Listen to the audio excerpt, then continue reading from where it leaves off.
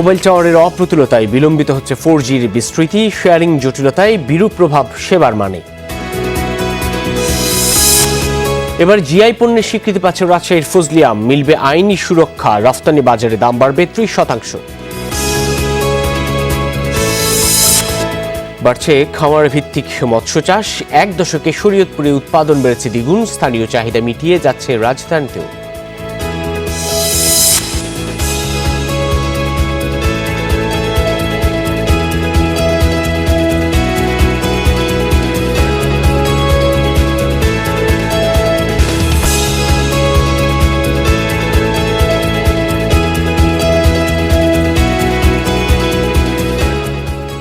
এতক্ষণ শিরোনাম দেখছিলেন, আপনাদের সাথে আছি আমি সাইফুদ্দিন রবিন।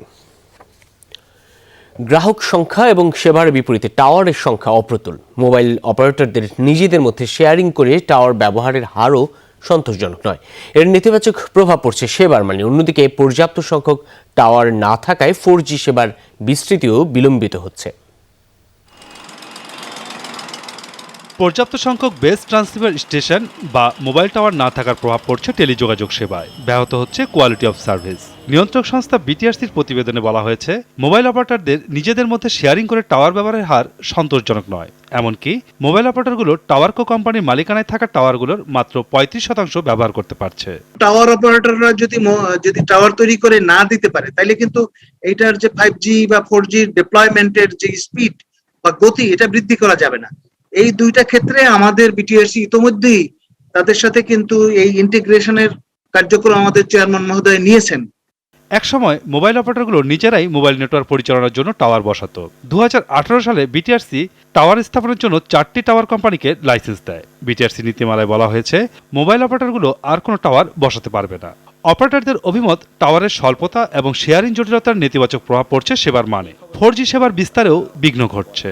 এখানে রেগুলেশনস অনুযায়ী সেখানে বলে দেওয়া হয়েছে আমরা মোবাইল অপারেটর টাওয়ার তৈরি করতে পারবো না। দ্বিতীয় জটিলতা তৈরি হয়েছে, টাওয়ার শেয়ারিংয়ের জন্য যে ফ্রেমওয়ার্কটা সেটা এখনও অ্যাগ্রিড হয়নি, যার কারণে অপারেটররা এই নেটওয়ার্কটা শেয়ার করতে পারছে না। সো আমি নেটওয়ার্ক রোল আউট করতে পারছি না, আমি শেয়ারও করতে পারছি না। এই দুর্গসূত্রিতার কারণে অবশ্যই প্রত্যেকেরই ক্ষেত্রেই কিন্তু এই আপনার নেটওয়ার্ক এক্সপিরিয়েন্সে বাধা সৃষ্টি হচ্ছে, কোয়ালিটিতে হ্যাম্পার হচ্ছে। 30 বছরের অবকাঠামো পরিবর্তন করার জন্য কিছুটা সময় লাগছে বলে দাবি টাওয়ার নির্মাণের লাইসেন্সপ্রাপ্ত প্রতিষ্ঠানগুলোর। একটা ইন্ডাস্ট্রি প্রায় 30 বছর ধরে একভাবে চলেছে, সেখান থেকে একটা টাওয়ার বানাবে আর মোবাইল অপারেটররা বানাবে না, এটা টাওয়ার কোম্পানিরা বানাবে। এটা একটা বড় ট্রান্সফরমেশন। মোবাইল অপারেটরদের জন্য টাওয়ারটা হচ্ছে একটা ফান্ডামেন্টাল ব্যাকবোন, এবং সেই ব্যাকবোন গিভ অ্যান্ড টেকের ক্ষেত্রে আন্ডারস্ট্যান্ডিং এর একটা দরকার ছিল, সেটার জন্য 2 বছর সময় লেগেছে। দেশে 25,000-এর মতো টাওয়ার মোবাইল অপারেটরগুলোর হাতে আছে, তার মাত্র 15% ভাগাভাগি হয়। মাসুদুজ্জামান রবিন, যমুনা নিউজ, ঢাকা। বাংলাদেশ সচিবালয়ে মিলছে মেলার আদলে আয়কর সেবা। করোনার কারণে এবারও মেলার আয়োজন করেনি জাতীয় রাজস্ব বোর্ড এনবিআর। তবে সব কর অঞ্চলে সেবা দেওয়া হচ্ছে। স্বাস্থ্যবিধি মেনে সেবা নিশ্চিতের পরামর্শ দিয়েছে এনবিআর। সচিবালয়ের 7 নম্বর ভবনের 3য় তলায় সেবা কেন্দ্র চালু করা হয়েছে। কর্মস্থলে সেবা পেয়ে খুশি সরকারি কর্মকর্তা কর্মচারীরা বলছেন, রিটার্ন জমা দেওয়ার জন্য তাদের বাড়তি সময় লাগছে না। সেবার মানও সন্তোষজনক বলে মনে করছেন আয়করদাতারা। বলছেন, এখানে রিটার্ন জমা দিতে সময় লাগে কম, ভোগান্তিও কম। তাৎক্ষণিক প্রাপ্তি স্বীকারপত্রও দিচ্ছেন কর্মকর্তারা। 31টি কর অঞ্চলের 649টি সার্কেলে অফিস চলাকালে রিটার্ন গ্রহণ করা হচ্ছে। সেবা নিশ্চিত করতে এনবিআর চেয়ারম্যানের নেতৃত্বে 11 সদস্যের স্টিয়ারিং কমিটি কাজ করছে।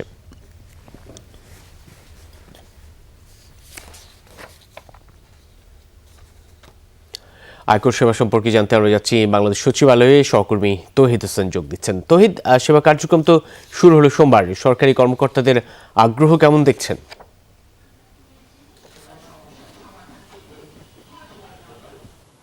রবিন, সরকারি কর্মকর্তাদের কিন্তু এই আয়োজনটা ঘিরে সবসময় আগ্রহ থাকে, এবং সাধারণত আমরা দেখি যে আয়কর মেলা যখন বিভিন্ন সময় অনুষ্ঠিত হয় বিভিন্ন বছরে, তখন এই সচিবালয়ের জন্য কিন্তু আলাদা একটি তথ্য সেবা এবং আয়কর সেবার কার্যক্রম চালু থাকে, এবং এটি আরেকটু বড় পরিসর হয়। কিন্তু এবার যেহেতু করোনার মহামারীর ধাক্কা আমরা সামলে উঠেছি, কিন্তু এখনো কেটে যায়নি, যে কারণে কিন্তু কিছুটা সাবধানতা অবলম্বন করি তারা একটি 7 নম্বর বিল্ডিংয়ের 225 নম্বর রুমের একটি সভাকক্ষ, যেটি সেখানে আসলে এই সেবাটি তারা দিচ্ছেন, এবং এতে আসলে সেবায় খুব একটা ব্যাঘাত ঘটছে বলা যাবে না, বরং তারা স্বচ্ছন্দেই সেবা দিচ্ছেন।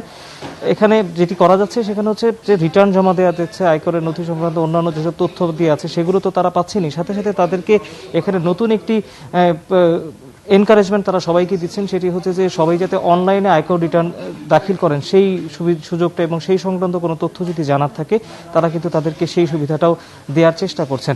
এবং যখনই আয়কর রিটার্ন জমা হয়ে যাচ্ছে এখান থেকেই কিন্তু তারা অ্যাকনলেজমেন্ট বা প্রাপ্তি স্বীকারপত্র যেটি সেটি কিন্তু তারা এখান থেকেই দিয়ে দিচ্ছেন।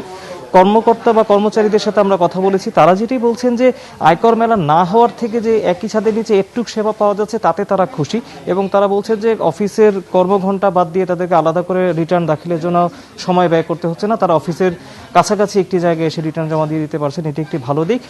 আর সব থেকে বড় কথা সেটি হচ্ছে যে সবাই আসলে আয়কর মেলাটাকে মিস করছেন, এবং এটি কিন্তু কর্মকর্তা, সরকারি যারা করদাতা, কর দিতে আসছেন এবং এনবিআর এর যারা সদস্যরা তারাও কিন্তু বলছেন যে আসলে করোনা না থাকলে আসলে আয়কর মেলাটা আসলে হয়েই যেত, এবং তখন আসলে করদাতাদের সাথে তাদের যে যোগাযোগ সেটি আসলে আরেকটু বাড়তো, কিন্তু তারপরও বাস্তবতা মেনে তারা এই পদক্ষেপটিকে সানন্দে গ্রহণ করেছেন এবং তারা কার্যক্রম চালিয়ে যাচ্ছেন। একটি কথা কর্মকর্তা কর্মচারীরা বলেছেন যে সাধারণত সময় দেখা যায় যে একদম নভেম্বরের মাঝামাঝির পর থেকে শেষ সময় পর্যন্ত কিছুটা চাপ বাড়ে, এই চাপটা সামাল দেওয়ার জন্য পর্যাপ্ত প্রস্তুতি যাতে এনবিআর এর কর্মকর্তাদের থাকে সেটির দিকে তারা জোর দিয়েছেন। এখন পর্যন্ত কার্যক্রম চলছে, এটি আরো কয়েক ঘন্টা চলবে। ধন্যবাদ সহকর্মী তৌহিদ হোসেন। নতুন রেকর্ড হয়েছে দেশের পণ্য রপ্তানিতে। গেল অক্টোবর মাসে আগের বছরের একই সময়ের তুলনায় রপ্তানি বেড়েছে 60% বেশি। মোট $473 কোটি পণ্য রপ্তানি হয়েছে বিভিন্ন দেশে। দেশের রপ্তানির ইতিহাসে কোনো একক মাসে এত বেশি পরিমাণে রপ্তানি এর আগে কখনো হয়নি এত বেশি প্রবৃদ্ধিও। রপ্তানি উন্নয়ন ব্যুরোর হালনাগাদ প্রতিবেদন থেকে রপ্তানি আয়ের এই তথ্য জানা গেছে। উদ্যোক্তাদের আশা, আগামীতেও রপ্তানির এই ধারা অব্যাহত থাকতে পারে। তাদের যুক্তি হচ্ছে, তুলার দরের অস্থিরতা বাদ দিলে হাতে পর্যাপ্ত রপ্তানি আদেশ রয়েছে। তুলার দরের অস্থিরতায় কোনো কোনো ক্ষেত্রে ক্রেতাদের সঙ্গে দর কষাকষিতে কিছুটা সমস্যা হচ্ছে। পোশাকের কাঁচামাল ও রাসায়নিকেরও দর বেড়েছে। প্রতিবেদন বলছে, চলতি অর্থ বছরের জুলাই অক্টোবর সময়ে সার্বিক রপ্তানি বেড়েছে প্রায় 23%। 4 মাসে $1,575 কোটি রপ্তানি হয়েছে। এটি গত অর্থ বছরের একই সময়ের তুলনায় $291 কোটি বেশি। রাজশাহী সিল্ক, চাঁপাইনবাবগঞ্জের খিরসাপাতি আমের পর জিআই সনদ পাওয়ার পথে আমের জায়ান্ট ফজলি।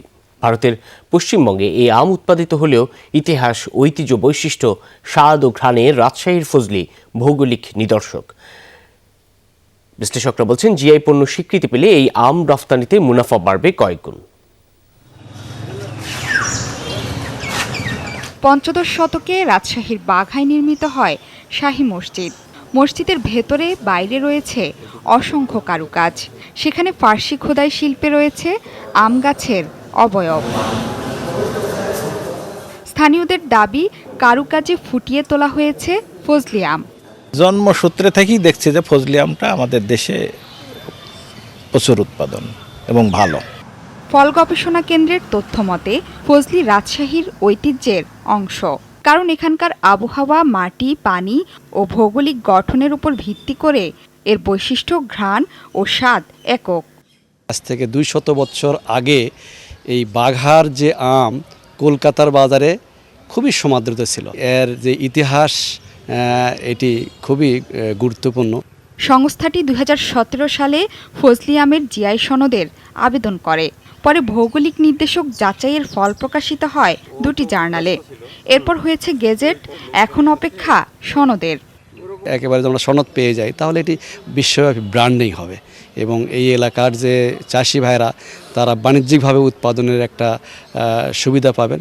দেশে জিআই পণ্য হিসেবে স্বীকৃতি পাওয়া 9টি পণ্যের 2টি রাজশাহী অঞ্চলের। ফজলি সনদ পেলে হবে 3টি। এইটা রপ্তানির যে একটা বাংলাদেশে একটা বিশ্বের কাছে পরিচিতি পাবে যে বাংলাদেশের বাঘা উপজেলার ফজলি আম, সেই আমটার গুরুত্ব বেড়ে যাবে। জিআই সনদ পেলে পণ্যটি উৎপাদন করার অধিকার, আইনি সুরক্ষা ও বিদেশের বাজারে দাম বাড়বে অন্তত 30%। স্থানীয়দের দাবি, এখন এসব পণ্যের রপ্তানি নির্বিঘ্ন করতে উদ্যোগী হতে হবে সরকারকে। আমরা এই জিআই মার্কটা আশা করি পেয়ে যাব, এবং আমাদের এই আমটা আরও সমৃদ্ধিশালী হবে এবং রপ্তানি আরও সমৃদ্ধিশালী হবে, এবং আমাদের এই এলাকার মানুষ এবং কৃষকের ভাগ্যের উন্নতি হবে। কৃষি বিভাগের হিসেবে জিআই সনদ পাওয়ার পর উৎপাদন বেড়েছে সিল্ক ও খিরসাপাত আমের। গত 3 বছর ধরে ফজলি আমের চাষও বেড়েছে এ অঞ্চলে। জোহরা সেতু, যমুনা নিউজ। শরীয়তপুরে দিন দিন বাড়ছে খামার ভিত্তিক মৎস্য চাষ।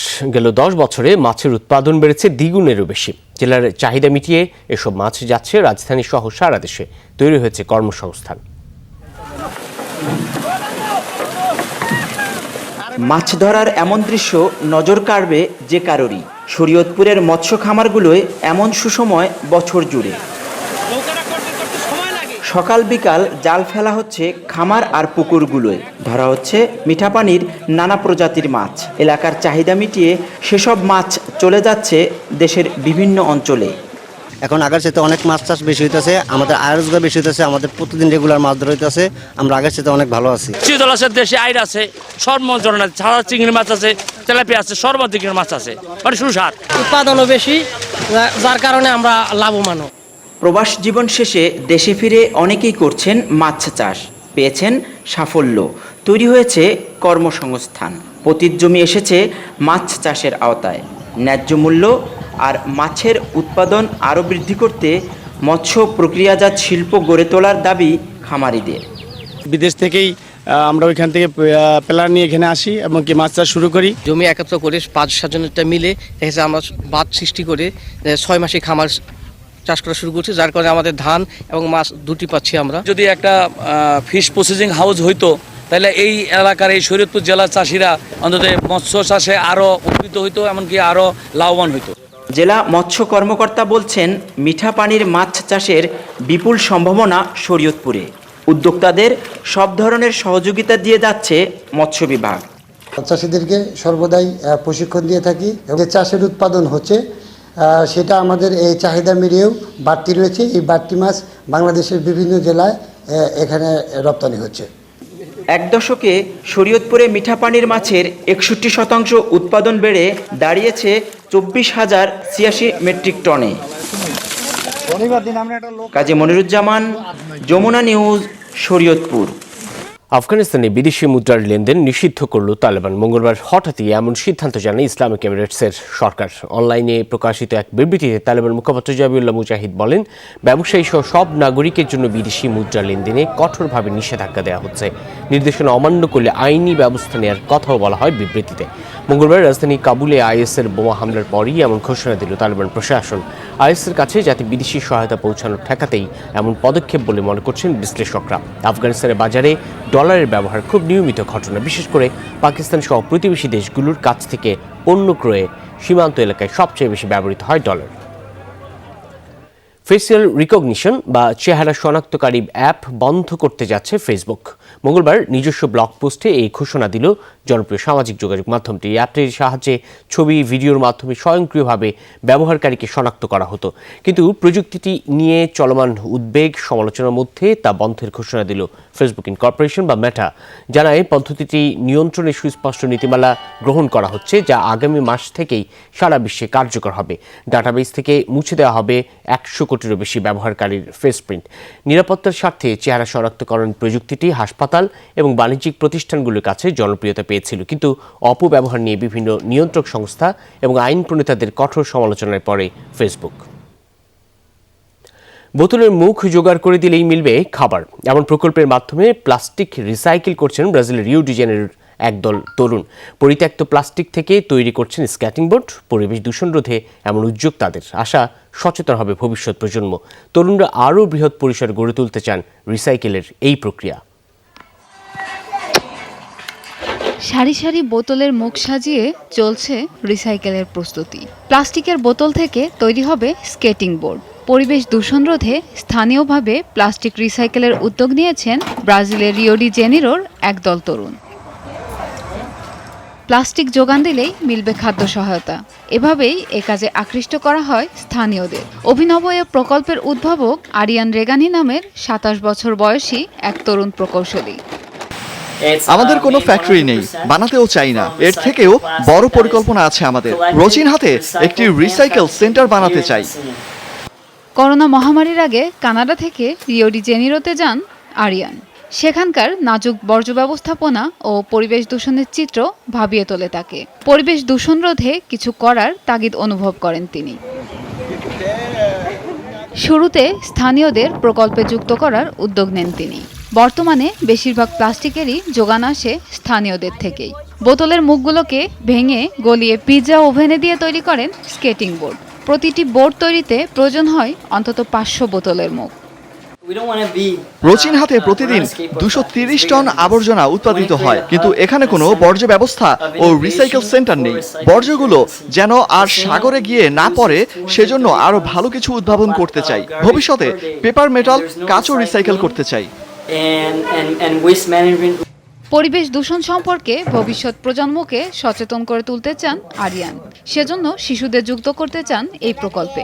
বিশ্বব্যাপী ছড়াতে চান পরিবেশ সংরক্ষণের বার্তা। প্রিয়াঙ্কা চক্রবর্তী, যমুনা নিউজ। এই ছিল বিজনেস টুডের এখনকার আয়োজনে। এতক্ষণ সাথে থাকার জন্য ধন্যবাদ সকলকে।